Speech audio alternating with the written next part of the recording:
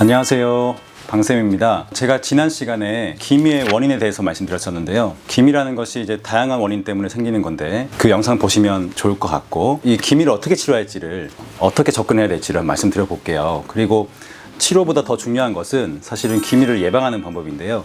그 부분도 한번 제가 다루어 드리려고 합니다. 기미 치료가 어떻게 접근을 해야 되냐면요. 기미의 원인이 워낙 다양하고, 그리고 기미라는 것이 우리 피부 안쪽에 넓게 퍼져 있기 때문에 치료가 사실은 쉽지는 않아요. 우리 의료진들도 기미를 치료할 때 다양한 방법을 사용을 하고 어느 하나 딱 정답이 있지는 않습니다. 여러 가지 레이저를 사용해 보고, 이런 레이저를 사용해 봤을 때 효과가 좋고, 이런 레이저를 이렇게 사용해 봤을 때 조금 효과가 떨어지고, 이런 것들을 경험을 통해서 알 수 있거든요. 그런 경험을 통해서 제가 지금까지 치료했던 방법, 이런 부분들에 대해서 설명을 좀 해드릴게요. 우리가 기미의 치료에 대해서 설명드리기 전에 색소를 만들어내는 멜라닌 세포에 대해서 조금 더 알아볼 필요가 있는데요. 멜라닌 세포가 하는 역할을 조금 더 우리가 생각해 보면, 멜라닌 세포가 우리 피부에서 하는 역할이 뭐냐면, 쉽게 얘기해서 피부를 보호해주는 역할을 합니다. 조금 더 자세히 말씀드리면, 우리 피부가 자극받는 환경이 발생하게 되면, 자극받는다는 것은 예를 들면 이제 자외선 노출이 많이 있었을 때, 그리고 물리적으로 어떤 피부에 자극이 왔을 때인데, 이런 경우가 발생하게 되면 우리 멜라닌 세포는 멜라닌 색소를 더욱더 많이 만들어서 피부를 보호하는 역할을 하려고 해요. 그리고 우리 피부가 여러 가지 이유에 의해서 염증이 생기거나 어떤 그런 아픈 상황이 발생하게 되면, 우리 피부에 있는 표피와 진피층 사이에 멜라닌 세포들이 이렇게 방어선을 구축을 하게 됩니다. 그래서 어떤 염증 물질이 더 퍼지지 않게 보호해주는 역할을 해줄 수 있고, 이런 것들이 멜라닌 세포의 역할인데요. 그걸 좀 아는 것이 우리가 기미 치료를 설명할 때 좀 도움되는 배경 지식이기 때문에 제가 설명을 드렸고요.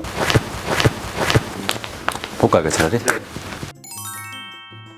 자, 그래서 기미를 치료하는 방법, 크게 보면 두 가지로 말씀드릴 수 있는데요. 첫 번째는 앞서 말씀드린 대로 멜라닌 세포가 비정상적으로 이제 과하게 활동을 하면서 색소를 만들어낸 상황에 대해서 치료를 하는 겁니다. 우리가 이제 흔히 이제 예를 들어서 레이저 토닝, 그리고 이제 루비 레이저, 이런 것들이 예를 들 수 있는데요. 그런 레이저를 통해서 멜라닌 세포의 과도한 활성화를 억제시키고요. 그럼으로써 이제 색소를 치료할 수 있는 거죠. 레이저 토닝과 루비 레이저를 적절하게 쐈을 때 우리 이제 멜라닌 색소를 잘게 쪼개는 거예요. 잘 쪼개놓고 나면 우리 피부 안쪽에 색소가 이제 널브러져 있는 거고, 그런 상태에서 우리 피부의 면역작용에 의해서 이제 조각조각 나 있는 색소들을 잡아먹고 밖으로 배출시키는 과정이 일어날 수 있는데, 이게 이제 치료의 과정입니다. 두 번째 치료 방법은, 어떤 피부에 자극이 왔을 때 피부가 아픈 상태고 우리 피부의 진피층이 안정화되어 있지 않는 상태다 보니까, 다시 말해서 역으로 우리 진피층을 조금 더 안정화시키고 재생시키고 활성화시켜주는 방법들을 이제 치료 방법으로 쓸 수 있는데요. 이제 그런 것들의 예를 들면 제네시스 토닝,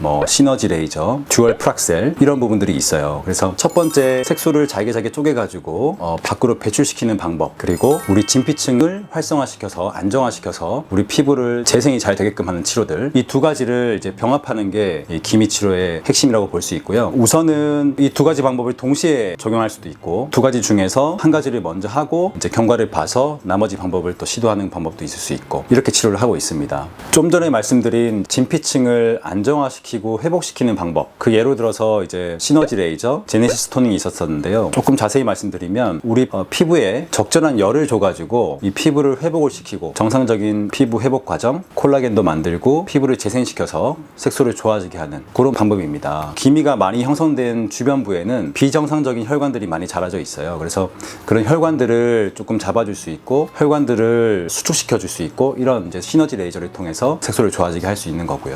자, 그리고 우리가 기미 치료를 하는 방법도 중요하지만, 사실은 기미를 예방하는 게 사실 더 중요하다고 할 수 있어요. 기미를 예방하는 방법은 사실 워낙 많지만, 핵심만 좀 말씀드리면, 우리 피부에 오는 자극을 최대한 막아주는 거예요. 가장 흔하게 우리 자극을 받는 환경이 자외선 노출이잖아요. 그래서 선크림을 꾸준히 잘 발라주시고, 자꾸 손으로 얼굴을 만지는 행위들, 이런 것들을 좀 안 해야 되고, 우리가 예를 들면 알레르기 비염이 있는 분들 보면은 눈이 좀 가렵거나 눈물이 자꾸 나거나 코를 자꾸 훌쩍훌쩍 거린다든지 이런 경우에 있어서 보면은, 눈을 자꾸 부비니까 눈 주변이 까매져요. 자꾸 마찰에 의해서 색소가 생기는 거고, 코를 자꾸 이렇게 훌쩍훌쩍 거리니까 까매지는 거고, 예를 들어서 그런 습관들이 있어요. 자꾸 입술 주변에 침을 이렇게 바른다든지, 이렇게 됐을 때 이제 색소가 생기는 거거든요. 그래서 그런 물리적인 자극들을 좀 피해주는 생활 방식, 이런 게 좀 중요하고, 그리고 기타 이제 피부가 좀 건조해지거나 자극받는 환경, 예를 들면 너무 뜨거운 바람을 많이 쐰다든지 반대로 너무 차가운 바람을 많이 쐰다든지, 이런 것들도 사실은 자극을 시킬 수 있는 거거든요. 그래서 그런 부분들을 좀 피해 주는 게 기미를 예방하는 방법이라고 봅니다. 치료 못지않게 예방도 중요합니다. 우리가 일상생활 할 때 그런 부분들을 조금 생활화하면 좋을 것 같아요. 네, 오늘은 기미에 대해서 치료하는 방법 그리고 예방하는 방법에 대해서 간단하게 설명드렸는데, 기미 치료가 쉽지는 않습니다. 다양한 방법이 있고 그 방법을 정확히 이해하고 잘 치료해드리고, 이게 되게 중요하고요. 기미를 완전히 100% 뿌리 뽑겠다 이렇게 치료하는 건 아니고, 어떻게 보면 우리 기미라는 것은 우리 피부를 보호하는 과정 중에 생기는 거니까 사실은 우리가 평생 기미를 조절해서 관리해서 간다 생각하시면 될 것 같고, 실제로 이제 오시는 분들이 기미에 대해서 치료를 하고 싶다고 오시면 이거 싹 뿌리 뽑아주세요 라고 하는 분들이 계신데, 저는 솔직하게 말씀드려요. 뿌리 뽑을 수 없습니다. 처음 왔을 때 기미가 100%가 있다 그러면 저는 그래도 개선을 한 7, 80% 정도 개선할 수 있다고 보거든요. 그래서 그런 목표 설정이 되게 중요한 것 같고, 그 정도만 좋아져도 굉장히 만족해 하시고, 그래서 기미라는 녀석을 잘 이해하면 뿌리 뽑을 수 없고 이제 우리가 평생 관리해야 되는 녀석이다 이렇게 이해할 수 있을 것 같아요. 그래서 기미에 대해서 치료를 고민해 분이시라면은 지금 제가 말씀드린 영상에서 내용들을 잘 이제 숙지하시면 좋겠습니다. 오늘 내용은 여기까지 하고요. 다음에는 제가 더 좋은 내용 준비해서 오겠습니다. 다음에 뵙겠습니다.